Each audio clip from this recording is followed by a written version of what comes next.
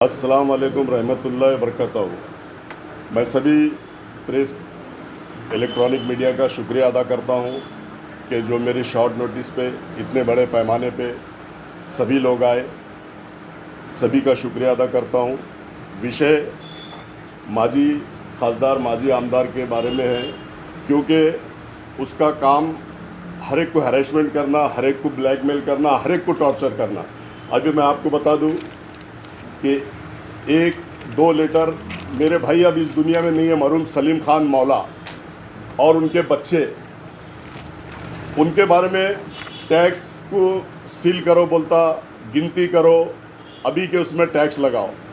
तो मैं ये बताना चाहता हूँ कि औरंगाबाद शहर के अंदर 20 से 25% लोगों को टैक्स लगा हुआ नहीं है और 200-300 करोड़ रुपया टैक्स बाकी है, क्योंकि मैं भी पिछले 25 साल से कारपोरेशन में हूँ।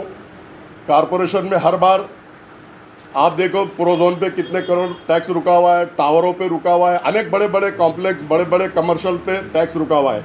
लेकिन ये डराने की कोशिश करता है, टॉर्चर करने की कोशिश करता है और ब्लैकमेल करने की कोशिश करता है। तो अफसर खान सिवाय अल्लाह के किसी के बाप से डरता नहीं।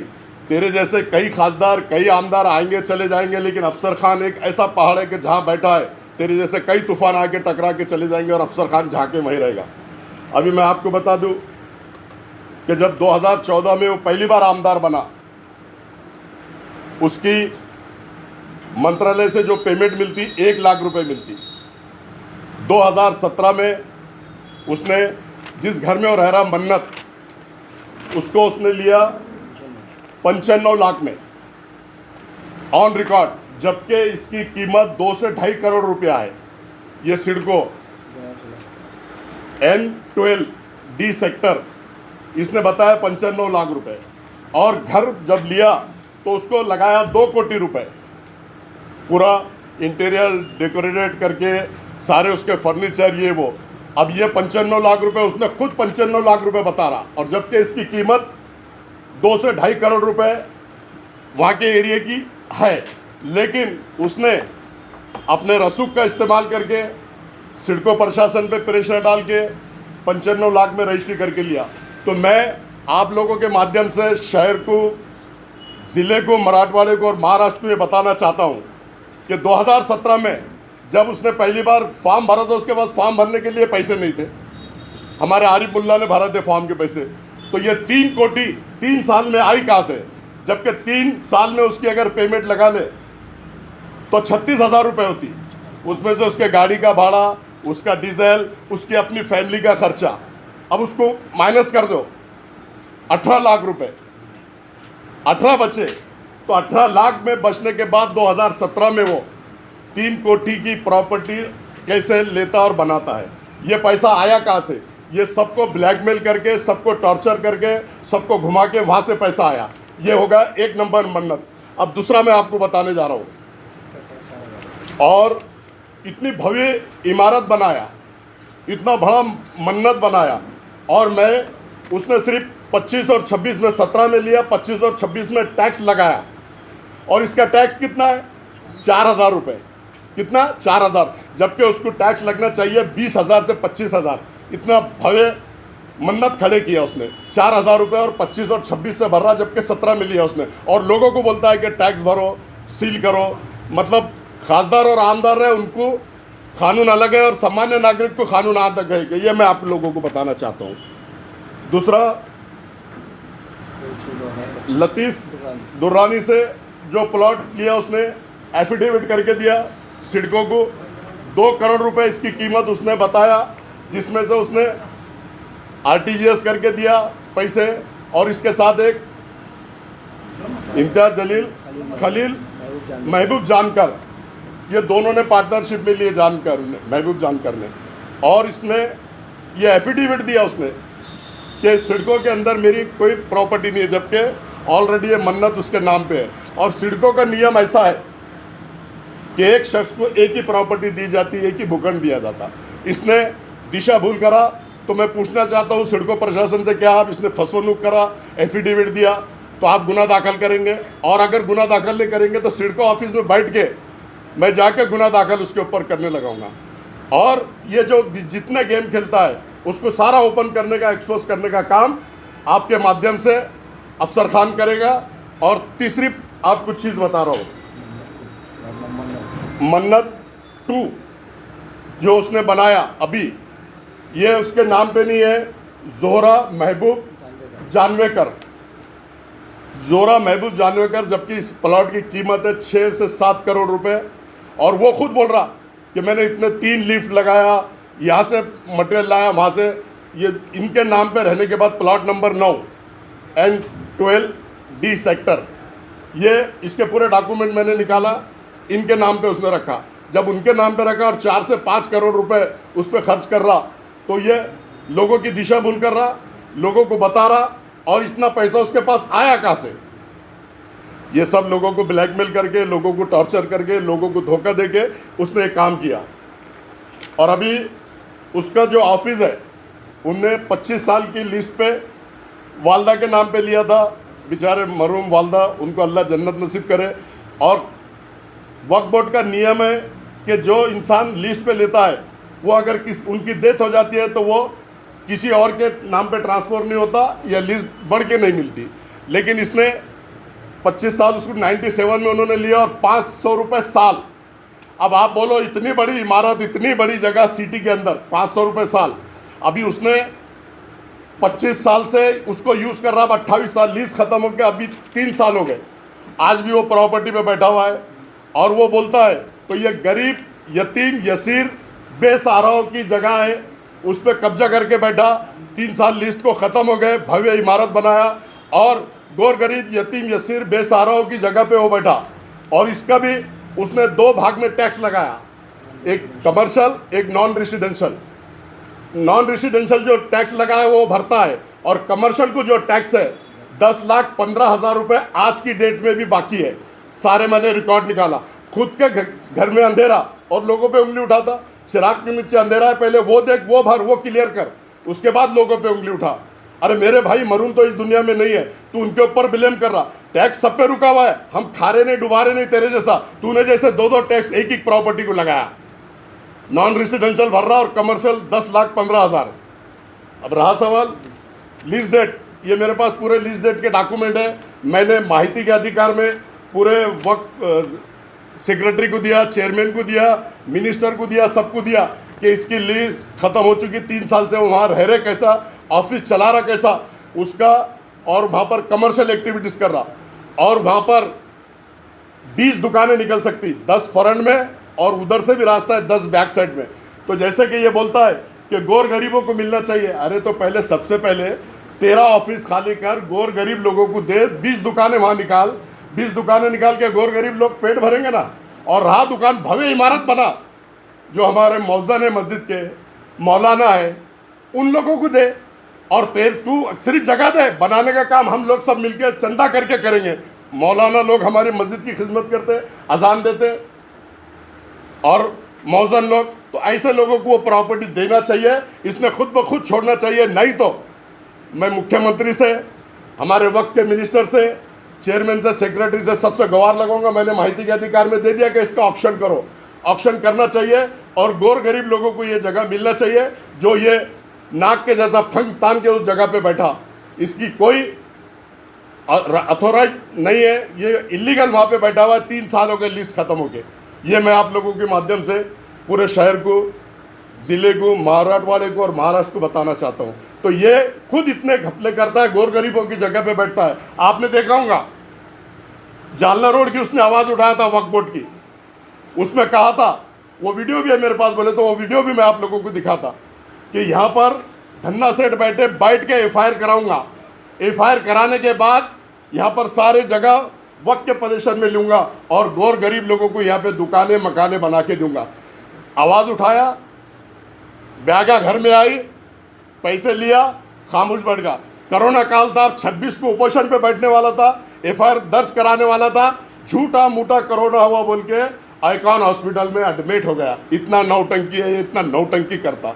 आप लोग समझो, शहर के लोग समझो, ज़िले के लोग समझो, मराठवाड़े के लोग समझो, महाराष्ट्र के लोग समझो और पूरे देश के लोग समझो।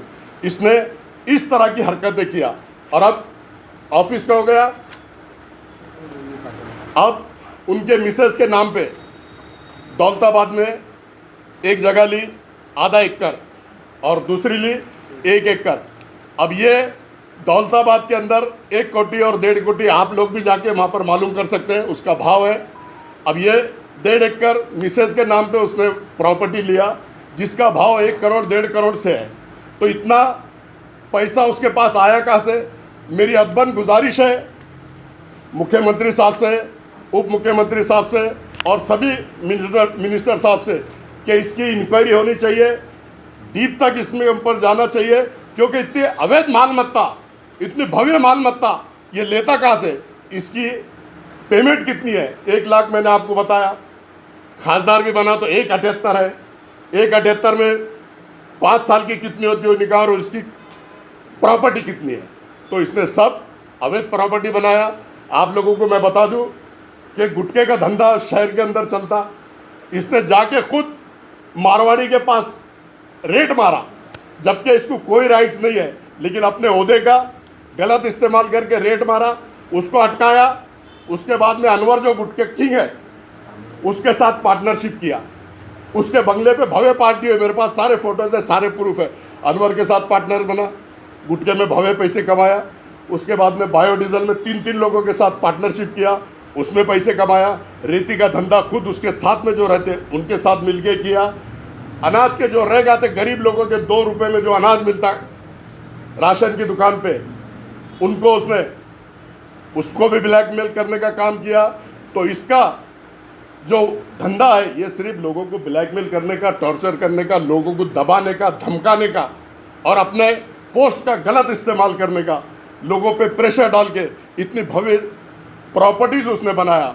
तो मैं हाथ जोड़ के विनती करता हूँ हमारे कलेक्टर साहब से कि 5 साल आमदार था, 5 साल खासदार था, इसने कितने गवर्नमेंट के फंड लाया उसकी तहकीकात करनी चाहिए। मेरे हिसाब से इन्हें अनेक फंड लाया। इसने सीएम साहब का फंड लाया, डिप्टी सीएम साहब का फंड लाया, महाजन साहब का फंड लाया, इसने अनेक लोगों से धनंजय मुंडे साहब का फंड लाया और स्मार्ट सिटी में काफ़ी इसने काम किया। स्मार्ट सिटी के जो काम चल रहे थे कई जगह जाके नारियल फोड़ा इसने और इसके लोगों ने। तो इसने डीप चौकसी कलेक्टर साहब ने करना चाहिए, हमारे मुख्यमंत्री साहब ने करना चाहिए, उप मुख्यमंत्री साहब ने करना चाहिए। मैं अदबन गुजारिश करता हूँ अगर इसकी सही इंक्वायरी हो गई तो ये जेल में नहीं जाएगा।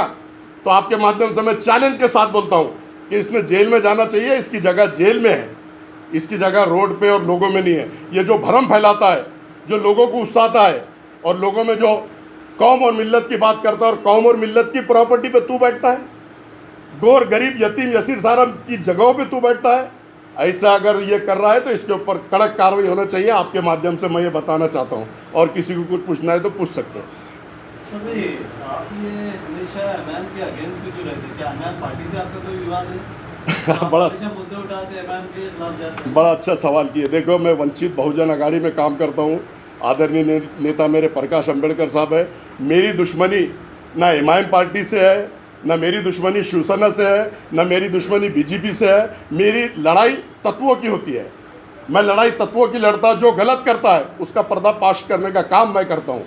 उसने जैसे आपने बताया, आप देख लो, मैं 30 साल से राजनीति कर रहा हूँ और ये जब 6000 की नौकरी करता था एज ए कैमरामैन, मैं कोई ब्लेम नहीं लगा रहा उसके ऊपर, लेकिन मुझे राजनीति में 30 साल हो गए। मैं किसी के ऊपर ब्लेम नहीं करता। जो सच्चाई है वो आप लोगों के सामने रखा। और मैं आपको बता दूं कि आपने देखो कि एमआईएम में अनेक पदाधिकारी है, अनेक कारपोरेटर है। मेरी सबसे अच्छी है, सबसे बनती है। मैं किसी के खिलाफ नहीं है, ना एमआईएम पार्टी के खिलाफ है। एमआईएम पार्टी में 26 नगर सेवक है। कारपोरेशन के अंदर देखा होगा आप लोगों ने, आपके माध्यम से उनके इशू पे मैंने भी बात किया, उनका साथ मैंने दिया। लेकिन ये जो गलत हरकत करता है, आपने देखा होगा, मकबरे को उचका के, सिटी सर्वे को उचका के, कलेक्टर को मैनेज करके, पुलिस डिपार्टमेंट को मैनेज करके मेरे घर पे पूरा फोर्स भेज दिया था कि गवर्नमेंट की जगह है। तो दूध का दूध पानी का पानी हो गया।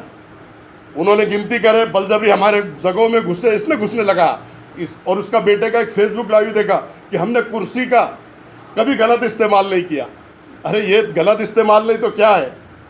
हमारे घर पे घर का बेघर करना चाह रहा, हमारी फैमिली को गवर्नमेंट की जगह बता रहा और खुद लीज पे लेना चाह रहा, स्पॉट अच्छा है बोल के। नियत देखो, उसकी नियत में कितना डामाडोल है और उसकी नियत कितनी खराब है। अभी जो मामला चल रहा है संजय सिरसाट जी का और इम्तियाज जलील जी का, तो उसको देखते हुए तो आप ये कदम नहीं उठा रहे आज कांग्रेस करके? देखो, संजय सिरसाट साहब पालक मंत्री है, ये खासदार रह चुका, आमदार रह चुका। मैं इतने बड़े लेवल पे बात नहीं कर रहा। मेरे सामने जो सच्चाई आई वो मैं आप लोगों के सामने रख रहा, और मेरे मरूम भाई के बारे में बोल रहा, मेरे भतीजों के बारे में बोल रहा, इसलिए मैं बोल रहा हूँ। और अगर वो उनका भी अगर वो कर रहा तो मैंने तो आपको बोल दिया ब्लैकमेल करता, हर एक का इशू उठाता, हर एक के इशू लाता और ब्लैकमेल करता। अफसर खान 30 साल से कारपोरेशन में राजनीति कर रहा है, 3 बार विरोधी पक्ष नेता है, सभापति है, शहर अध्यक्ष है, लेकिन अफसर खान को आज तक आप बता दो किसी को ब्लैकमेल करा, किसी अधिकारी को ब्लैकमेल करा, किसी की डिस्प्यूट लाइन लिया, कारपोरेशन की जगह लिया, वक्फ बोर्ड की जगह लिया, गुलामी लिख देगा अफसर खान। अफसर खान कभी गलत काम किया नहीं, इसके सारे काम गलत है। ये ब्लैकमेल करने के लिए हर एक की आवाज़ उठाता और फिर आवाज़ दबा देता। आप देखो ना, देशी दारू फोड़ा, देशी दारू की आवाज़ उठाया, 5 लाख रुपए महीना बांध दिया। देशी दारू आज एसी की बन गई वहाँ पे, जो देशी दारू को तोड़ फोड़ करा। वाइन साहब की आवाज़ उठाया, उसमें 5 लाख रुपए बांध दिया। आज उसके पैर के नीचे की ज़मीन खिसक गई। जो उसको हफ्ते आते थे, जो उसको पैसा आता था, आज वो पैसा उसको दिख नहीं रहा, इसलिए उसका संतुलन बिगड़ गया। इसके लिए इस पे इल्ज़ाम, उस पे इल्ज़ाम, इस पे इल्ज़ाम लगाने का काम पूरे शहर में, पूरे ज़िले में, मराठवाड़े में और महाराष्ट्र में वो कर रहा। और अभी आपने देखा होगा कि वो बोल रहा है कि फिर से मैं पत्रकार बन जा। अच्छी बात है, खुशी की बात है। मम्मी, ये तुम लोग भी सब हमारे भाई लोग पत्रकार है, बड़े बड़े चैनल चल रहे हैं, लेकिन जो काम तू करता ये सब लोग वो नहीं करते।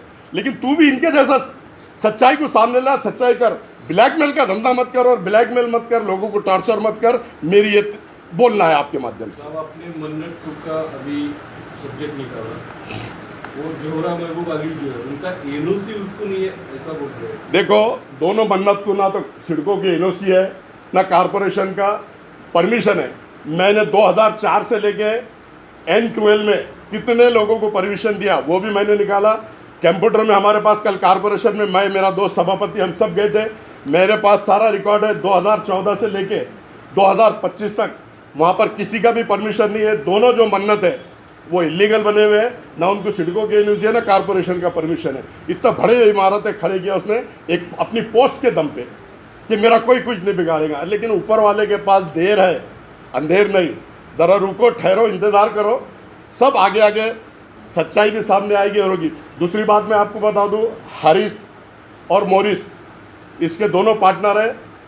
अभी 300 बेड का जो जालना रोड पे काम चल रहा, हमारे आदरणीय नेता गोपीनाथ राव जी मुंडे साहब, 300 करोड़ का काम है, इसमें भी ये पार्टनर है मोरिस के साथ। नेहरू भवन में इसने पार्टनर है मोरिस के साथ। और अभी जो पूना में जो काम चल रहा हारिस का, एक 36 फ्लैटों का काम चल रहा, उसमें भी ये पार्टनर है।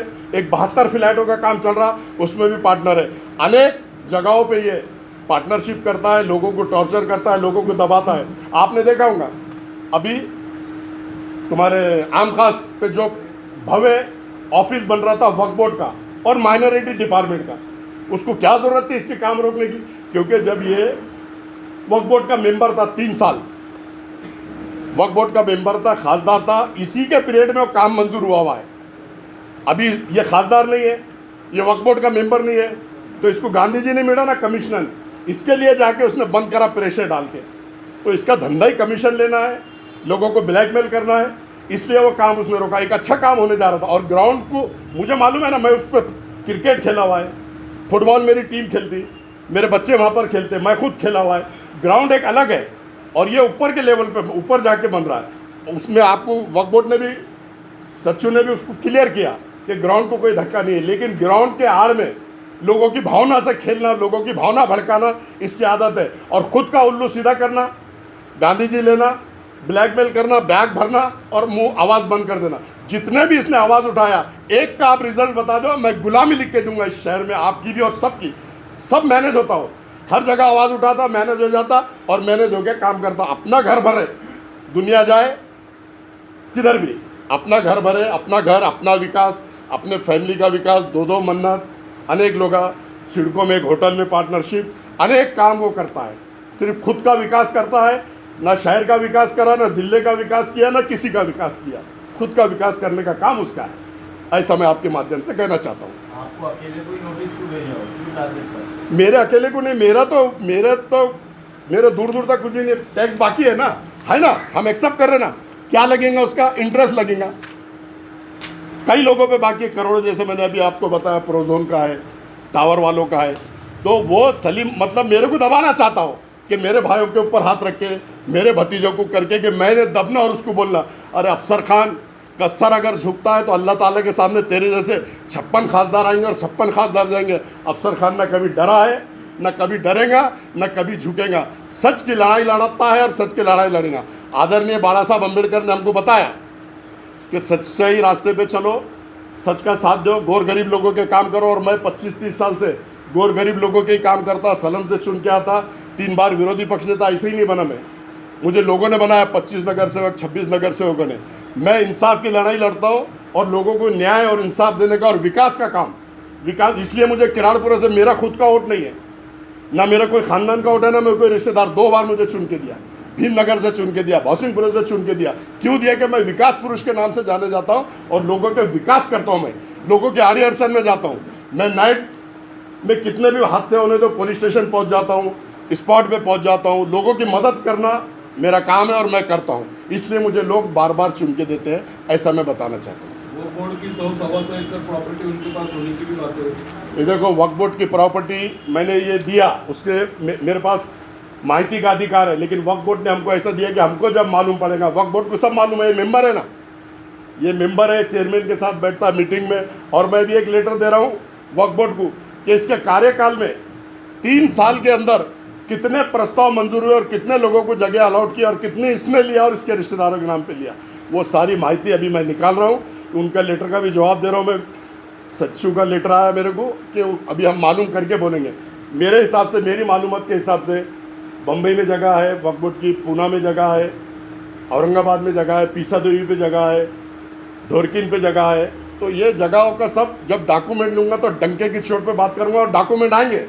अगली प्रेस मैं लूँगा जो आपको बेंगलोर में, बेंगलोर के आगे मैंगलोर है, वहाँ पे इनका फार्म हाउस है, हैदराबाद में है, पूना में भव्य मन्नत बन रहा, उसकी भी मालूमात आ गई, लेकिन डॉक्यूमेंट नहीं आया, इसलिए मैं उसके ऊपर ज़्यादा बोलना नहीं चाह रहा।